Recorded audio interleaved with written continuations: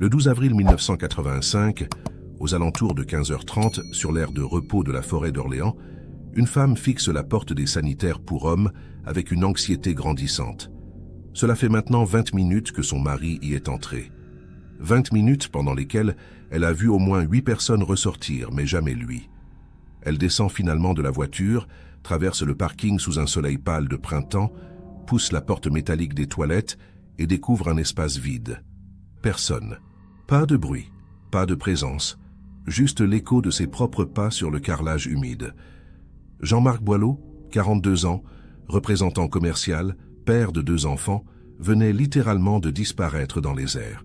Catherine Boileau refait 3 fois le tour de l'aire de repos. Interroge les rares automobilistes présents. Inspecte les zones boisées environnantes avec une panique croissante. Elle finit par appeler les gendarmes depuis une cabine téléphonique, la voix tremblante, incapable d'expliquer comment un homme peut s'évanouir en plein jour sur une aire d'autoroute fréquentée. Les premiers éléments de l'enquête sont déroutants. La voiture de Jean-Marc est toujours là, moteur éteint, portière déverrouillée. Son portefeuille repose sur le siège passager avec 320 francs en liquide. Ses clés pendent encore sur le contact. Tout indique une absence de quelques minutes, pas une fuite planifiée. Dans les heures qui suivent, une battue est organisée. Des chiens renifleurs parcourent la forêt adjacente, des plongeurs sondent l'étang voisin. Rien. Aucune trace de lutte, aucun indice de violence, aucun témoin fiable, malgré le passage régulier de véhicules. Jean-Marc Boileau semble avoir été aspiré par le néant. L'affaire sera classée 3 mois plus tard, faute d'éléments exploitables, rejoignant la longue liste des disparitions inexpliquées en France. Mais 39 ans après, un simple carton égaré dans les archives va tout changer. Jean-Marc Boileau n'était pas un homme à problème. Commercial pour une entreprise de fournitures industrielles basée à Tours, il effectuait régulièrement le trajet entre sa ville et Paris pour rendre visite à ses clients. Ce vendredi 12 avril 1985, il rentrait justement d'une tournée de 3 jours dans la capitale, impatient de retrouver ses 2 filles pour le week-end. Catherine, sa femme depuis 15 ans, l'accompagnait pour cette fois. Ils avaient prévu de profiter du retour pour discuter tranquillement, loin du téléphone et des obligations familiales. Le couple roulait sur la 10 depuis 1 heure quand Jean-Marc signala qu'il avait besoin de faire une pause rapide. L'aire de la forêt d'Orléans était une halte routière classique de l'époque. Quelques places de stationnement, un bloc sanitaire basique, des poubelles et une zone pique-nique sous les arbres. Rien de remarquable, rien d'inquiétant. Catherine se souvient avoir vu son mari sourire en descendant de la Renault 18 blanche, lui dire qu'il en avait pour 2 minutes. Il portait un pantalon beige, une chemise claire et une veste en cuir marron. Ses cheveux grisonnants étaient coiffés avec soin, comme toujours. Il marchait d'un pas normal, les mains dans les poches, sans montrer le moindre signe d'agitation ou de malaise. C'était un instant parfaitement banal, le genre de moment qu'on oublie immédiatement dans le cours ordinaire d'une vie.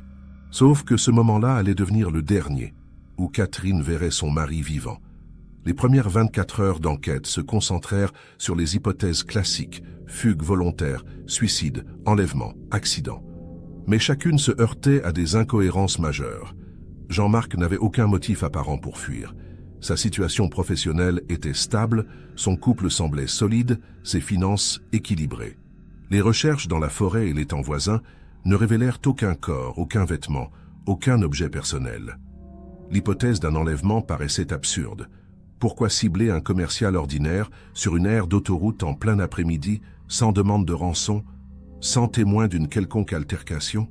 Les gendarmes interrogèrent méthodiquement tous les usagers de l'aire ce jour-là, grâce aux tickets de péage et aux témoignages recueillis.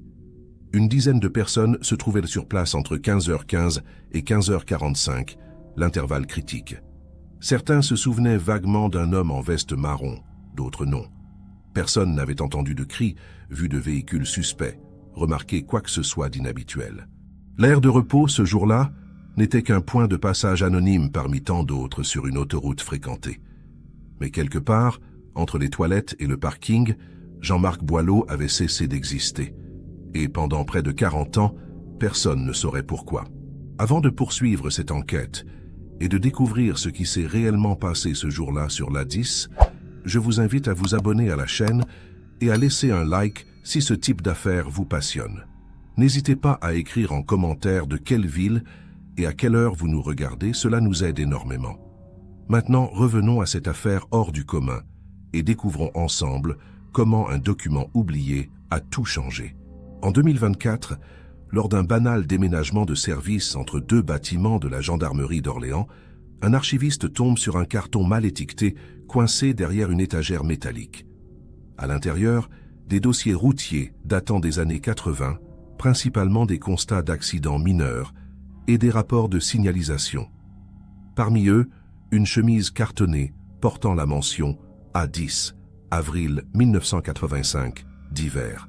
L'archiviste, par acquis de conscience, feuillette le contenu avant de tout numériser. C'est là qu'il découvre une fiche de contrôle routier qui n'aurait jamais dû se trouver dans ce carton. Une fiche datée du 12 avril 1985, remplie à 16h20 sur l'aire de la forêt d'Orléans, concernant un véhicule utilitaire Citroën C35 blanc. Le document est simple. Plaque d'immatriculation, nom du conducteur, motif du contrôle de routine, absence d'infraction constatée. Mais en bas de page, une annotation manuscrite attire l'attention de l'archiviste. Passager arrière nerveux, refuse de descendre, prétend dormir. Pas d'alcool détecté, laissez repartir. Cette mention, anodine en apparence, prend une toute autre dimension lorsque l'archiviste croise les dates et les lieux. Le contrôle a eu lieu exactement 45 minutes après la disparition de Jean-Marc Boileau, sur la même aire de repos, et le gendarme de l'époque avait noté un comportement inhabituel. Pourquoi cette fiche n'avait-elle jamais été versée au dossier de disparition? Erreur administrative, négligence ou simple malchance lors du classement? L'affaire est immédiatement transmise à la brigade criminelle d'Orléans, où le commandant Leclerc, spécialisé dans les cold cases, prend le relais. Il retrouve rapidement le dossier original de la disparition Boileau, resté scellé depuis 1988. En le comparant avec la fiche de contrôle, il constate qu'elle n'y figure effectivement pas. Le gendarme qui avait effectué ce contrôle en 1985 avait bien rédigé son rapport, mais celui-ci avait été classé par erreur dans la catégorie « contrôle de routine » au lieu d'être joint à l'enquête sur la disparition. Une simple confusion dans l'archivage, mais qui avait coûté près de 40 ans de vérité à la famille Boileau.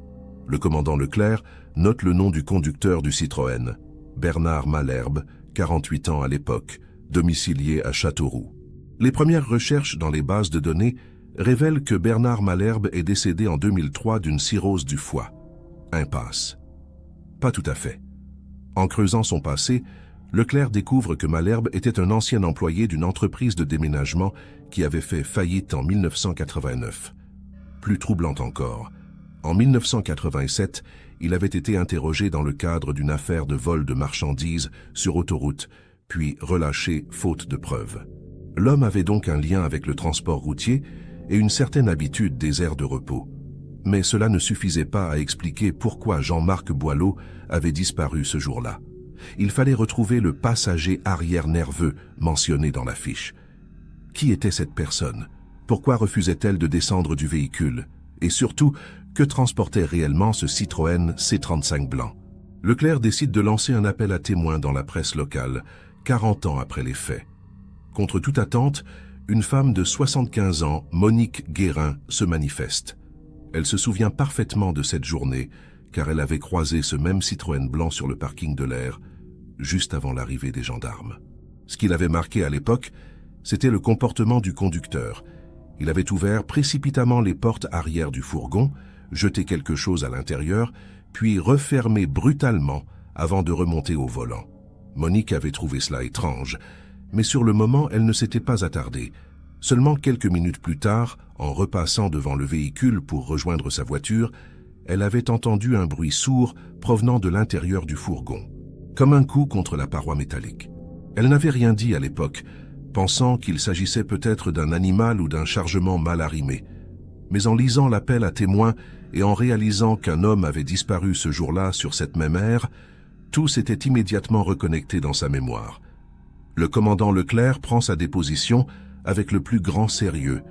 Si le témoignage de Monique est exact, cela signifie que Jean-Marc Boileau n'a pas disparu dans la nature. Il a été enlevé, enfermé dans ce fourgon et probablement transporté ailleurs.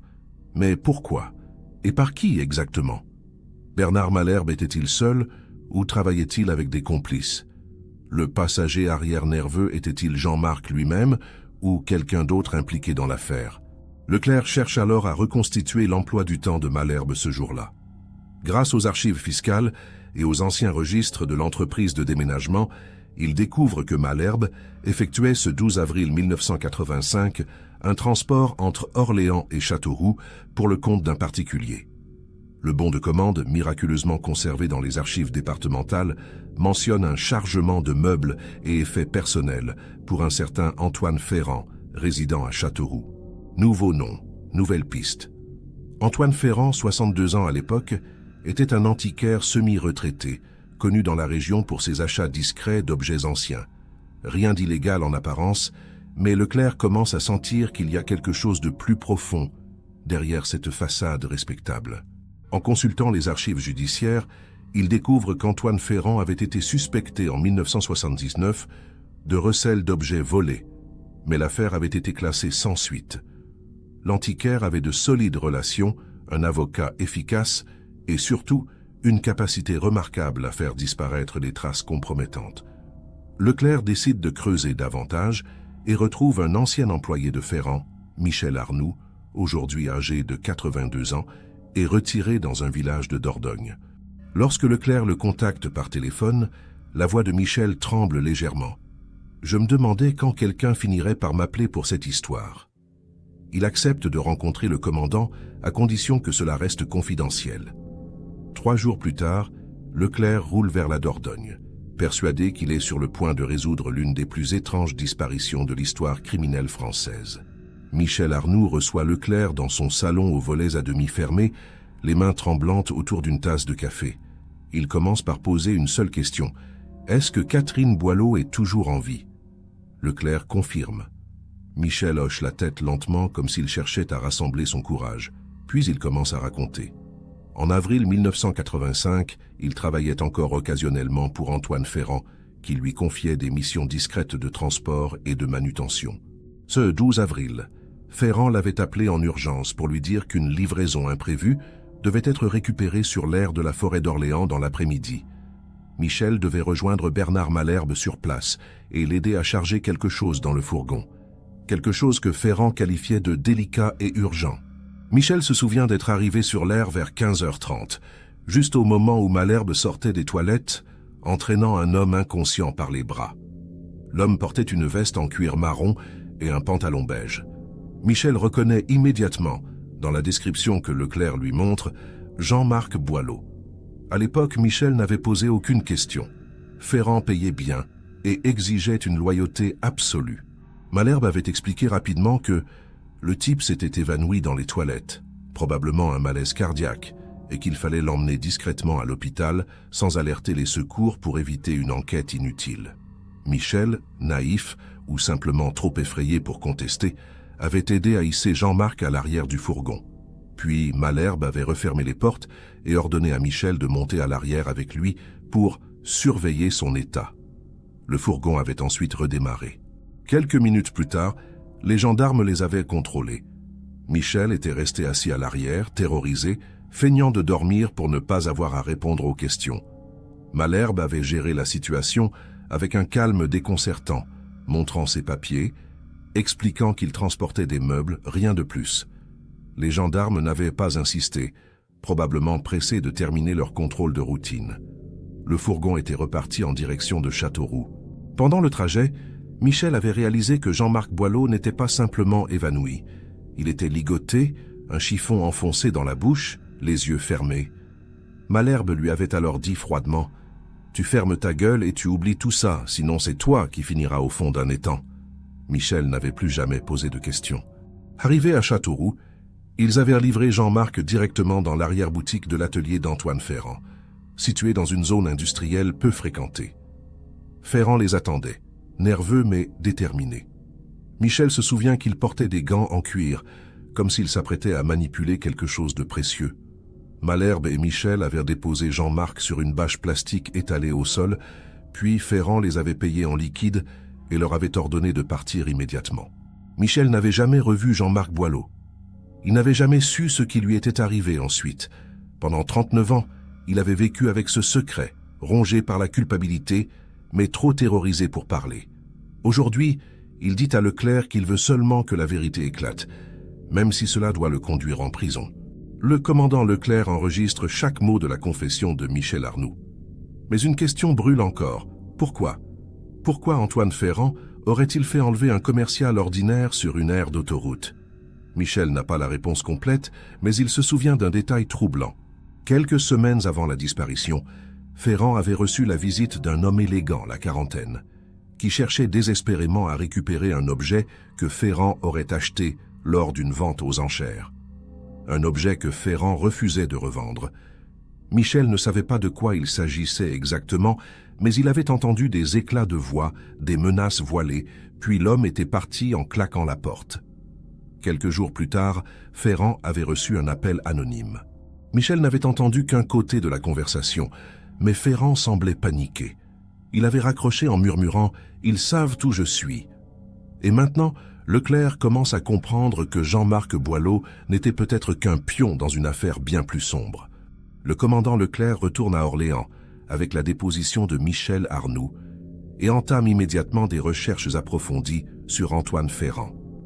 L'antiquaire est décédé en 1998 d'une crise cardiaque, mais son atelier a été racheté par un neveu qui l'a transformé en dépôt de matériaux. Leclerc obtient l'autorisation de fouiller les lieux, espérant trouver des indices matériels ou des documents d'époque. Sur place, il ne reste presque rien de l'ancienne activité de Ferrand. Les murs ont été repeints, le sol refait, les étagères remplacées. Mais dans une arrière-salle condamnée, sous une couche de gravats et de planches pourries, les enquêteurs découvrent une armoire métallique rouillée, verrouillée par un cadenas défoncé par le temps. À l'intérieur, des chemises cartonnées contenant des factures, des bons de commande et surtout un registre manuscrit tenu par Ferrand lui-même. Le registre couvre la période 1980-1987 et liste des centaines de transactions, certaines légales, d'autres clairement suspectes. Parmi elles, une entrée datée du 15 mars 1985 attire l'attention de Leclerc. Acquisition-vente Drouot, lot 47, icône russe, 17e, prix anormalement bas, provenance douteuse. Puis, une semaine plus tard, visite client non identifié, très insistant, propose rachat X3, valeur estimée. Refusé. Et enfin, le 10 avril 1985, 2 jours avant la disparition de Jean-Marc, appel anonyme, menace directe sinon restitution, contactez Malherbe pour solution urgente. La pièce du puzzle commence à se mettre en place. Ferrand avait acheté une icône volée, probablement sans le savoir au départ, et quelqu'un voulait la récupérer à tout prix. Leclerc effectue des recherches dans les archives de l'hôtel Drouot à Paris et retrouve la trace de la vente aux enchères de mars 1985. Le lot 47 était effectivement une icône orthodoxe russe du XVIIe siècle, estimée entre 15 000 et 20 000 francs, vendue finalement pour 8 000 francs à un acheteur anonyme. Le commissaire priseur de l'époque, aujourd'hui retraité, se souvient vaguement de cette vente. C'était une période où beaucoup d'objets russes circulaient en France, souvent issus de collections privées démantelées après la guerre. On ne posait pas trop de questions sur la provenance tant que les papiers semblaient en ordre. Mais dans ce cas précis, les papiers de provenance étaient incomplets, ce qui explique le prix anormalement bas. Ferrand, fin connaisseur, avait flairé la bonne affaire. Mais il ignorait que cette icône était au centre d'un conflit bien plus ancien. Leclerc découvre qu'en 1982, la famille Rostov, émigrés russes blancs installés en région parisienne depuis les années 20, avait signalé le vol de plusieurs objets de valeur lors d'un cambriolage à leur domicile. Parmi eux, une icône orthodoxe ayant appartenu à leurs ancêtres, pièce d'une valeur sentimentale inestimable pour la famille. L'enquête de l'époque n'avait jamais abouti. Les objets n'avaient jamais été retrouvés. Jusqu'à ce que l'un des descendants Rostov, Alexandre, repère par hasard cette même icône dans le catalogue d'une vente Drouot en 1985. Trop tard pour empêcher la vente, Alexandre avait tenté de racheter l'objet directement à l'acquéreur. Mais Ferrand avait refusé, sentant qu'il tenait là quelque chose de vraiment précieux. Alexandre Rostov, aujourd'hui âgé de 87 ans et résidant dans une maison de retraite près de Versailles, accepte de recevoir le commandant Leclerc. Dès les premières minutes de l'entretien, le vieil homme confirme avoir cherché désespérément à récupérer l'icône en 1985. Il se souvient avoir contacté Ferrand à plusieurs reprises, lui avoir proposé des sommes importantes, mais l'antiquaire restait inflexible. Puis un jour, Alexandre avait perdu patience. Il avait confié l'affaire à un intermédiaire, un homme qu'il décrit comme efficace mais peu recommandable, quelqu'un capable de convaincre Ferrand par des moyens plus persuasifs. Leclerc demande le nom de cet intermédiaire. Alexandre hésite, puis finit par lâcher Valentin Krasny, un ancien du milieu russe parisien, spécialisé dans la récupération d'objets volés. Je ne sais pas ce qu'il est devenu. Le nom de Valentin Krasny ne dit rien à Leclerc, mais une recherche dans les fichiers de la police criminelle révèle un profil inquiétant. Né en 1943 à Paris de parents émigrés russes, Krasny avait été impliqué dans plusieurs affaires de racket, d'intimidation et de trafic d'objets d'art dans les années 70 et 80.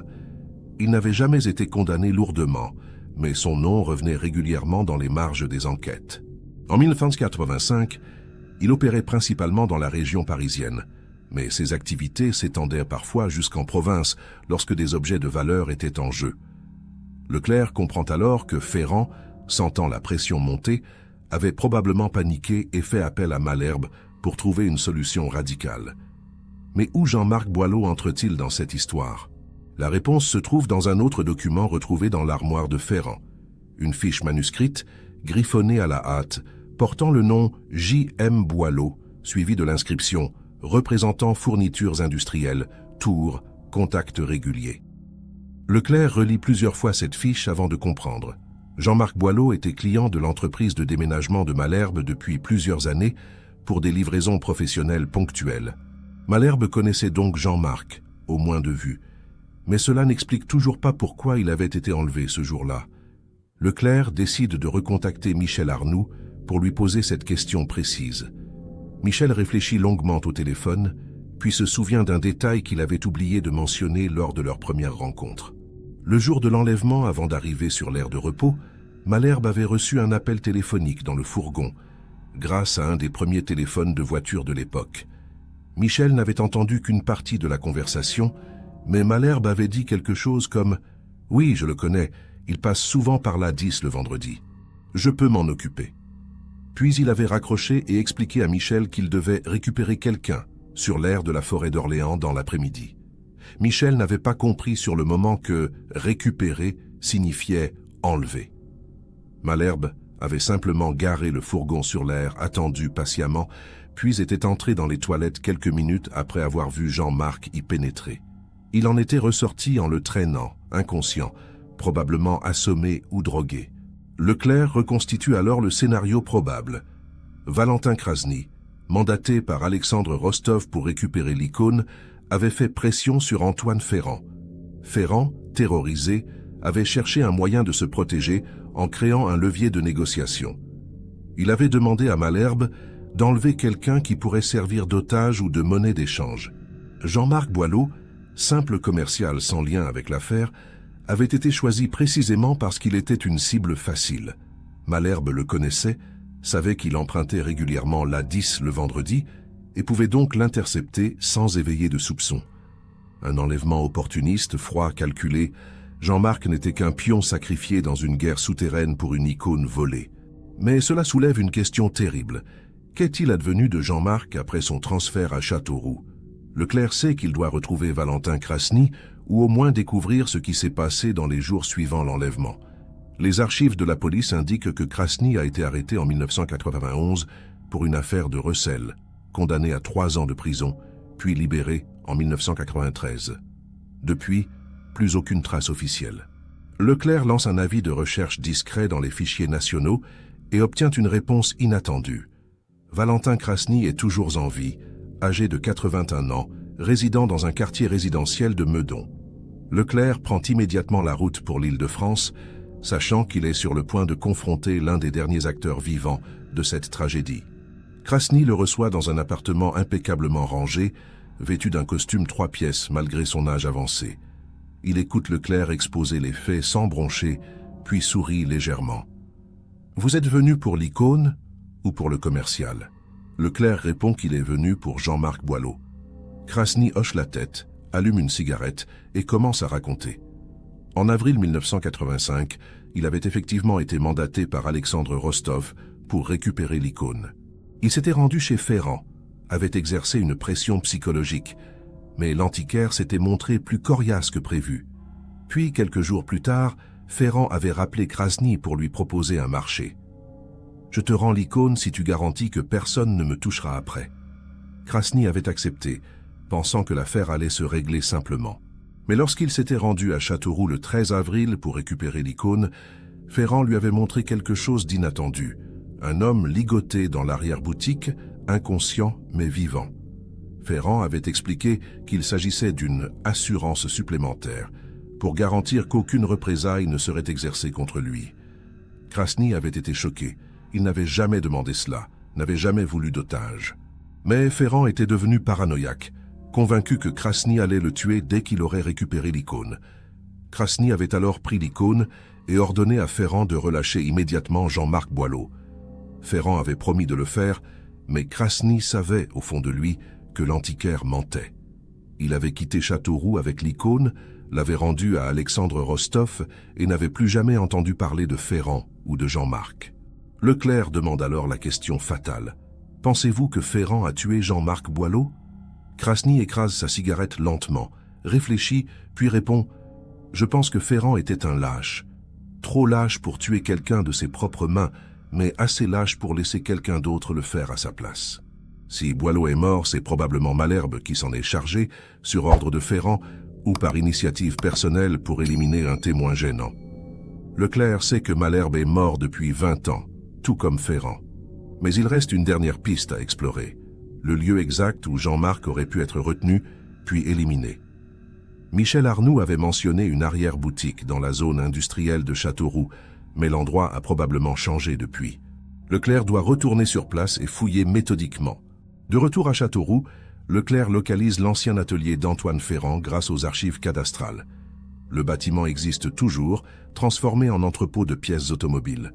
Le propriétaire actuel, un homme d'une 50aine d'années qui a racheté les lieux en 2005, autorise les fouilles sans hésiter.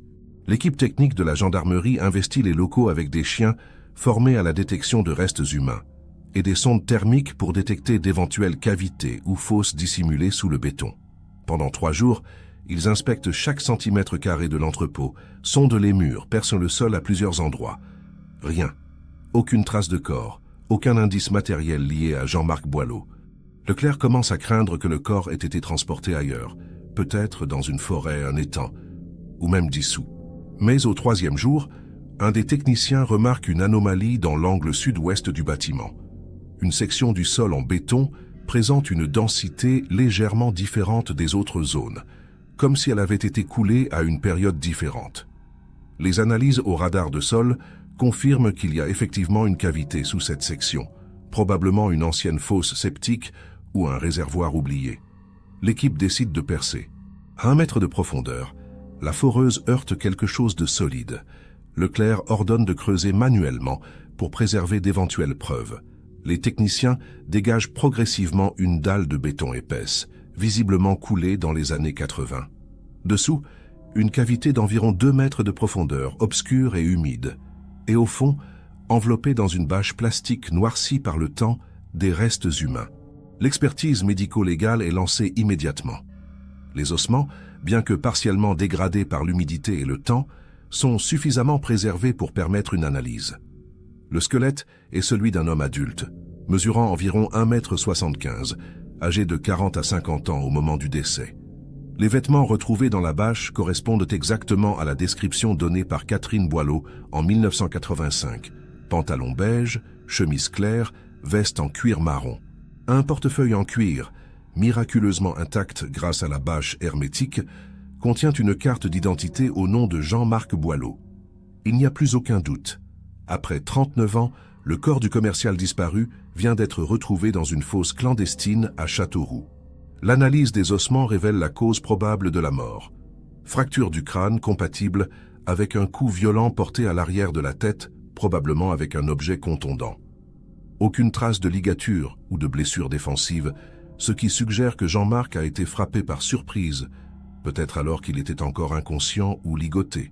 Le médecin légiste estime que le décès est survenu entre 24 et 48 heures après l'enlèvement, soit entre le 13 et le 14 avril 1985. Jean-Marc n'a donc pas été tué immédiatement. Il a probablement été retenu vivant pendant au moins une journée, le temps pour Ferrand et Malherbe de décider de son sort. Cette découverte brise définitivement le cœur de Catherine Boileau, désormais âgée de 82 ans, qui apprend enfin la vérité après presque 4 décennies d'incertitude. Leclerc organise une reconstitution complète des événements à partir des témoignages et des preuves matérielles. Le 12 avril 1985, Jean-Marc Boileau s'arrête sur l'aire de la forêt d'Orléans pour une pause rapide. Bernard Malherbe, qui attend déjà sur place suite à un appel de Ferrand, le repère et le suit discrètement dans les toilettes. Il l'assomme probablement avec un objet contondant, peut-être une matraque ou un manche d'outils, puis le traîne jusqu'au fourgon avec l'aide de Michel Arnoux. Jean-Marc est ligoté et enfermé à l'arrière du véhicule.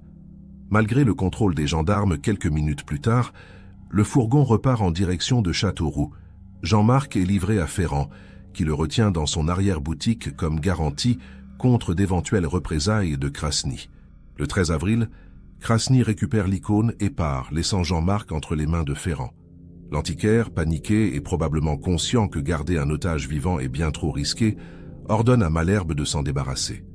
Malherbe, habitué aux tâches sombres et sans scrupules, frappe Jean-Marc à l'arrière du crâne, probablement dans l'arrière-boutique même. Le corps est ensuite enveloppé dans une bâche plastique, déposé dans une fosse creusée à la hâte sous le sol en béton, puis recouvert d'une dalle de ciment frais. Ferrand et Malherbe pensent avoir effacé toutes les traces, et pendant près de 40 ans, ils ont effectivement réussi. Mais une simple erreur d'archivage, un carton mal classé, a suffi à faire ressurgir la vérité. Catherine Boileau est informée personnellement par Leclerc. Elle écoute le récit complet sans un mot, les mains tremblantes autour d'une tasse de thé froid. Lorsque Leclerc termine, elle demande simplement « Pourquoi lui? Pourquoi Jean-Marc ?» Leclerc répond avec toute l'honnêteté dont il est capable, parce qu'il était au mauvais endroit au mauvais moment, parce qu'il était une cible facile, parce que des hommes sans conscience ont décidé que sa vie valait moins qu'une icône volée. Catherine fond en larmes, non pas de rage, mais de soulagement mêlé de chagrin. Elle sait enfin, après 39 ans d'attente, de doute, de cauchemar, où elle imaginait Jean-Marc encore vivant quelque part, prisonnier, oublié, elle sait enfin qu'il est mort, que son calvaire est terminé. Les 2 filles de Jean-Marc, aujourd'hui dans la cinquantaine, sont également informées. Elles se souviennent à peine de leur père, ayant été trop jeunes en 1985 pour en garder des souvenirs précis. Mais elles ont grandi avec l'absence, avec les questions sans réponse, avec l'image d'un père disparu dans le mystère. Aujourd'hui, elles peuvent enfin faire leur deuil, organiser des funérailles dignes, déposer des fleurs sur une tombe réelle. Leclerc organise une cérémonie discrète à laquelle assistent Catherine, ses filles, quelques amis proches de Jean-Marc encore en vie et les gendarmes ayant travaillé sur l'affaire. L'icône, symbole maudit de toute cette tragédie, est toujours en possession de la famille Rostov. Alexandre Rostov, informé du dénouement, exprime ses profonds regrets et propose de financer les funérailles de Jean-Marc, mais Catherine refuse poliment. Elle ne veut rien de cet homme. Leclerc publie un rapport complet sur l'affaire, qui fait rapidement le tour des médias français. L'histoire d'un homme ordinaire, enlevé sur une aire d'autoroute pour servir de monnaie d'échange dans un trafic d'objets volés, puis assassiné et enterré dans une fosse clandestine, choque profondément l'opinion publique. Des journalistes retrouvent Michel Arnoux, qui accepte de témoigner publiquement, exprimant sa culpabilité et son soulagement d'avoir enfin parlé. Valentin Krasny, quant à lui, refuse toute interview, se contentant de déclarer par l'intermédiaire de son avocat qu'il regrette de ne pas avoir insisté davantage pour que Ferrand libère Jean-Marc en 1985. Mais les regrets ne ramènent pas les morts.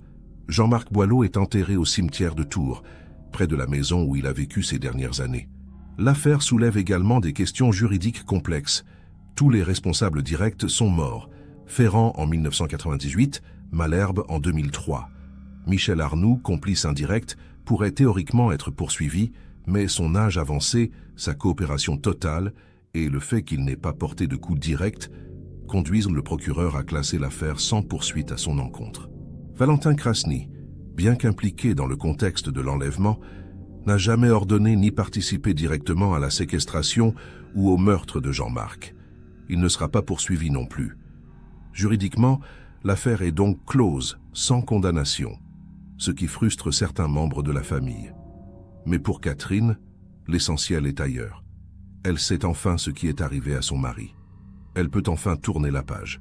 Pourtant, une question la hante encore. Pourquoi les gendarmes n'avaient-ils pas fouillé plus sérieusement le fourgon lors du contrôle en 1985 ? Leclerc retrouve le gendarme qui avait effectué ce contrôle, aujourd'hui retraité et vivant en Bretagne. L'homme, Jean Moreau, accepte de témoigner. Il se souvient parfaitement de ce jour. Un contrôle de routine, rien d'inhabituel, juste un fourgon de déménagement avec 2 hommes à bord. Il avait bien remarqué que le passager arrière semblait nerveux, refusait de descendre, prétextant qu'il dormait. Mais à l'époque, cela ne lui avait pas paru suffisamment suspect pour justifier une fouille complète. Les moyens étaient limités, les contrôles nombreux, et rien n'indiquait qu'un crime venait d'être commis. Moreau vit depuis avec le regret de ne pas avoir insisté, de ne pas avoir ouvert les portes arrière du fourgon, de ne pas avoir découvert Jean-Marc ligoté à quelques mètres de lui. Il s'excuse publiquement auprès de la famille Boileau, même si personne ne lui en veut directement. Cette affaire illustre cruellement les limites du travail policier face à des criminels opportunistes et organisés. Jean-Marc Boileau aurait pu être sauvé à plusieurs reprises si les gendarmes avaient fouillé le fourgon, si Krasny avait insisté pour vérifier que Ferrand libérait bien l'otage, si Michel Arnoux avait trouvé le courage de parler en 1985. Mais chacune de ces occasions a été manquée, et Jean-Marc a payé de sa vie l'aveuglement collectif. Leclerc conclut son rapport en soulignant l'importance cruciale de l'archivage rigoureux des documents policiers. Sans cette fiche de contrôle égarée, puis retrouvée par hasard, l'affaire Boileau serait restée à jamais un mystère. C'est une leçon que les gendarmes et policiers français ne sont pas prêts d'oublier. Quelques semaines après l'enterrement de Jean-Marc Boileau, Catherine reçoit une lettre inattendue. L'enveloppe porte le cachet de la poste de Meudon. À l'intérieur, une courte lettre manuscrite signée de Valentin Krasny. Il y écrit simplement « Madame, je sais que mes excuses ne changeront rien, mais je tenais à vous dire que je regrette sincèrement de ne pas avoir fait davantage pour sauver votre mari en 1985. J'aurais dû insister, vérifier, m'assurer qu'il était libéré. Je ne l'ai pas fait, et cela me poursuit depuis. Si cela peut vous apporter un peu de paix, sachez que l'icône pour laquelle votre mari est mort a été restituée à ses propriétaires légitimes. Elle se trouve aujourd'hui dans une chapelle orthodoxe à Paris, où elle est vénérée chaque dimanche. Votre mari n'est pas mort pour rien, même si c'est une bien maigre consolation. Respectueusement, VK. Catherine lit la lettre plusieurs fois, les larmes coulant sur ses joues. Elle ne répond pas, mais elle conserve précieusement cette lettre dans une boîte où elle range tous les souvenirs de Jean-Marc. Quelques mois plus tard, elle se rend discrètement à Paris, accompagnée de ses filles, pour visiter la chapelle orthodoxe mentionnée par Krasny. L'icône est effectivement là, accrochée dans un écrin doré derrière l'autel, représentant la Vierge Marie tenant l'enfant Jésus. Catherine la regarde longuement, en silence. Elle pense à Jean-Marc, à sa vie ordinaire, à son sourire, à ses projets. Elle pense à l'absurdité de sa mort, sacrifiée pour un morceau de bois peint vieux de plusieurs siècles.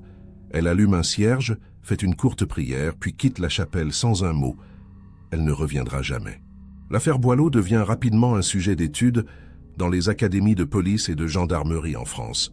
Elle est utilisée comme cas d'école pour illustrer l'importance de la coordination entre services, de l'archivage rigoureux des documents et de la nécessité de prendre au sérieux même les détails apparemment anodins lors des enquêtes.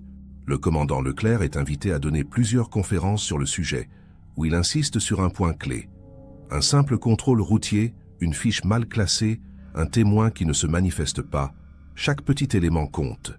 On ne peut jamais savoir à l'avance ce qui va résoudre une affaire, parfois 40 ans plus tard. Ces conférences sont suivies avec attention par des centaines de jeunes gendarmes qui voient désormais chaque contrôle, chaque rapport, chaque détail comme potentiellement crucial. Michel Arnoux, malgré son immunité judiciaire, choisit de vivre ses dernières années dans une semi-réclusion. Il donne une longue interview à un journaliste spécialisé dans les faits divers historiques où il raconte en détail son parcours, sa rencontre avec Ferrand, sa participation involontaire à l'enlèvement, et surtout le poids du secret qu'il a porté pendant près de 40 ans. Il déclare « Je ne cherche pas à me justifier. J'aurais dû parler en 1985, même si cela m'avait coûté ma vie. J'étais un lâche, je le suis peut-être encore. Mais au moins aujourd'hui, la vérité est connue, c'est tout ce qui compte. » L'interview est publiée dans un magazine national et suscite des réactions mitigées. Certains lecteurs compatissent avec Michel, d'autres le condamnent pour sa complicité. Mais la plupart retiennent surtout la tragédie de Jean-Marc, victime innocente d'un engrenage criminel. Alexandre Rostov, quant à lui, vit difficilement avec le poids de sa responsabilité indirecte. Il avait simplement voulu récupérer une icône volée, un objet de famille, sans imaginer qu'un homme innocent serait enlevé et tué dans le processus. Il rédige une lettre publique adressée à Catherine Boileau, publiée dans le même magazine que l'interview de Michel Arnoux. Dans cette lettre, il exprime ses regrets les plus profonds, reconnaît qu'il aurait dû laisser tomber l'icône plutôt que de faire appel à quelqu'un comme Krasny, et propose de créer une fondation au nom de Jean-Marc Boileau pour aider les familles de disparus à financer des enquêtes privées. Catherine accepte finalement cette proposition et la fondation Jean-Marc Boileau voit le jour en 2025, financée intégralement par les descendants de la famille Rostov. La fondation devient rapidement une ressource précieuse pour des dizaines de familles françaises dont un proche a disparu sans explication. Elle finance des enquêtes privées, des analyses ADN, des recherches dans les archives et surtout, elle offre un soutien psychologique aux proches de disparus. Catherine, malgré son âge avancé, accepte de devenir la présidente honoraire de la fondation. Elle donne plusieurs conférences où elle raconte son histoire, insiste sur l'importance de ne jamais abandonner, de continuer à chercher la vérité même après des décennies. Son témoignage touche profondément les autres familles, qui voient en elle un symbole de résilience et de détermination. La Fondation reçoit des milliers de messages de soutien et devient un modèle pour d'autres pays européens confrontés à des disparitions non résolues. L'icône orthodoxe, quant à elle, reste exposée dans la chapelle de Paris. Un petit carton explicatif est ajouté sous le cadre, racontant brièvement son histoire. Volé en 1982, vendu illégalement en 1985, récupéré la même année, mais au prix de la vie d'un homme innocent.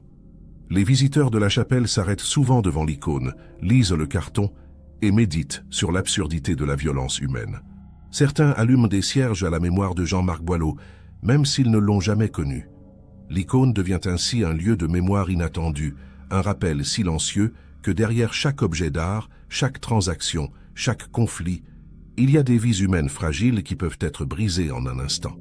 C'est une leçon que peu de visiteurs oublient. Leclerc, pour sa part, prend sa retraite quelques mois après avoir bouclé l'affaire Boileau.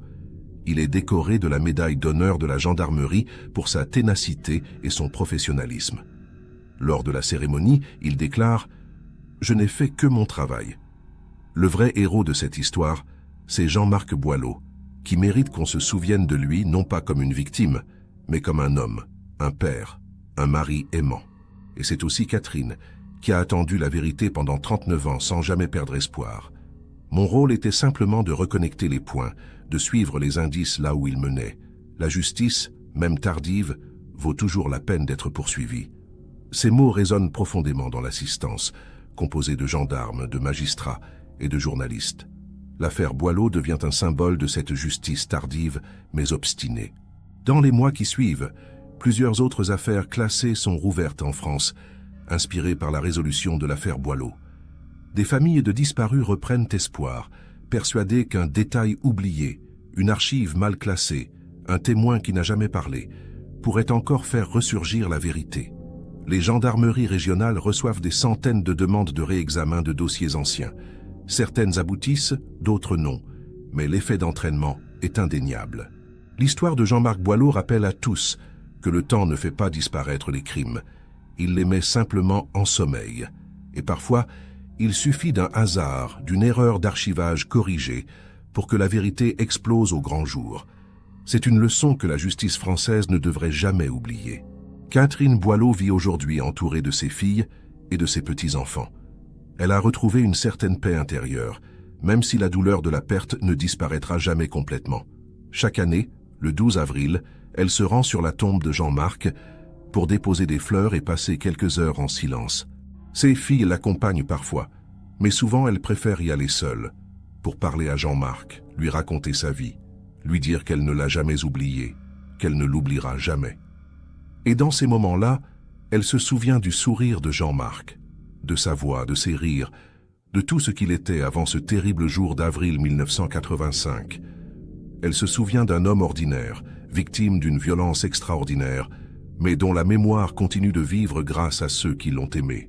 En 2025, 40 ans jour pour jour après la disparition de Jean-Marc Boileau, une cérémonie commémorative est organisée sur l'aire de repos de la forêt d'Orléans, désormais rebaptisée aire Jean-Marc Boileau par décision préfectorale. Une plaque de bronze est inaugurée portant l'inscription « En mémoire de Jean-Marc Boileau, disparu ici le 12 avril 1985, victime innocente d'un crime absurde. Que son histoire nous rappelle la fragilité de la vie et l'importance de la justice. » Catherine, âgée de 82 ans, dévoile la plaque sous les applaudissements d'une centaine de personnes présentes. Familles, amis, gendarmes, journalistes et simples citoyens touchés par l'histoire.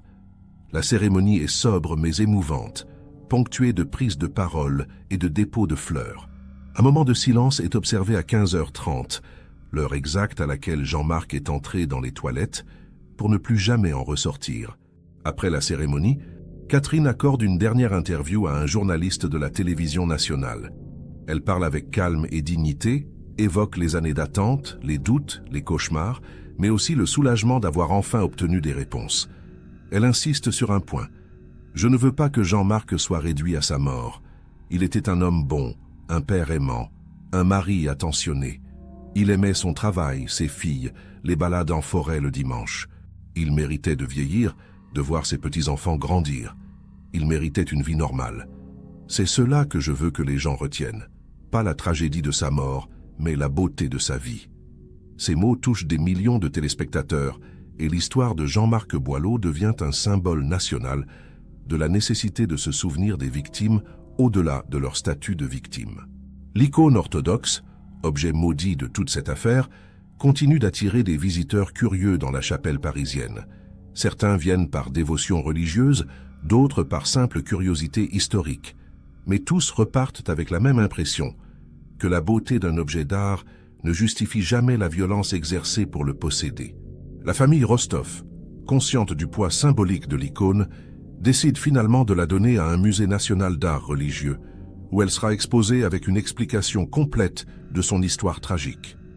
Le musée accepte et crée une exposition permanente intitulée « Objet de désir, histoire de violence », dans laquelle l'icône occupe une place centrale. L'exposition devient rapidement l'une des plus visitées du musée, attirant des milliers de personnes chaque année. Michel Arnoux meurt paisiblement dans son sommeil en 2026, à l'âge de 83 ans. Ses dernières volontés incluent une demande étrange, être enterré dans le même cimetière que Jean-Marc Boileau, mais à l'écart, sans plaque nominative. Il explique dans une lettre posthume qu'il souhaite rester à proximité de celui qu'il n'a pas su sauver, comme un gardien silencieux et éternel. Catherine, informée de cette volonté, ne s'y oppose pas. Michel est enterré discrètement, à quelques dizaines de mètres de la tombe de Jean-Marc. Personne ne visite jamais sa tombe, sauf parfois Catherine, qui y dépose une fleur en silence, reconnaissant malgré tout que Michel a fini par faire ce qu'il fallait en témoignant. Le pardon n'efface pas la faute, mais il permet à ceux qui restent de continuer à vivre. Valentin Krasny décède en 2027, à l'âge de 84 ans, sans jamais avoir donné d'autres interviews publiques. Sa famille organise des funérailles privées, sans publicité. Mais quelques jours après sa mort, son avocat remet à Catherine une enveloppe scellée, accompagnée d'une lettre expliquant que Krasny avait demandé que cela lui soit transmis après son décès. Catherine ouvre l'enveloppe avec appréhension. À l'intérieur, une photographie en noir et blanc datant des années 80, montrant l'icône orthodoxe dans toute sa splendeur. Au dos, une inscription manuscrite de Krasny. « Cette beauté ne valait pas une vie.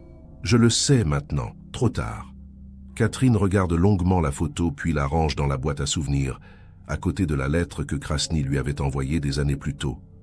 Elle ne pleure pas, elle ressent simplement une immense lassitude. Les années passent, et l'histoire de Jean-Marc Boileau commence à s'estomper progressivement dans la mémoire collective, remplacée par de nouvelles affaires, de nouveaux drames. Mais la Fondation Jean-Marc Boileau continue son travail, aidant chaque année des dizaines de familles à retrouver leurs proches disparus ou à défaut à obtenir des réponses.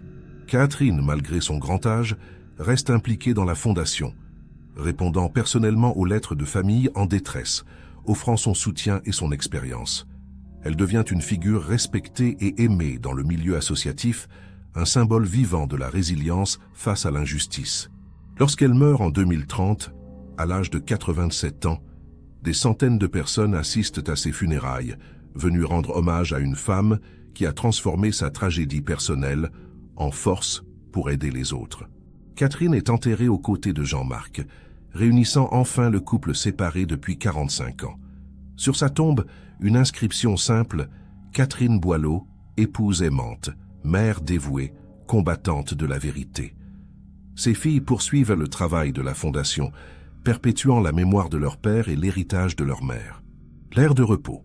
Jean-Marc Boileau reste un lieu de passage obligé pour les automobilistes sur la 10 et beaucoup s'arrêtent quelques minutes pour lire la plaque commémorative, méditer sur la fragilité de l'existence, puis reprendre leur route.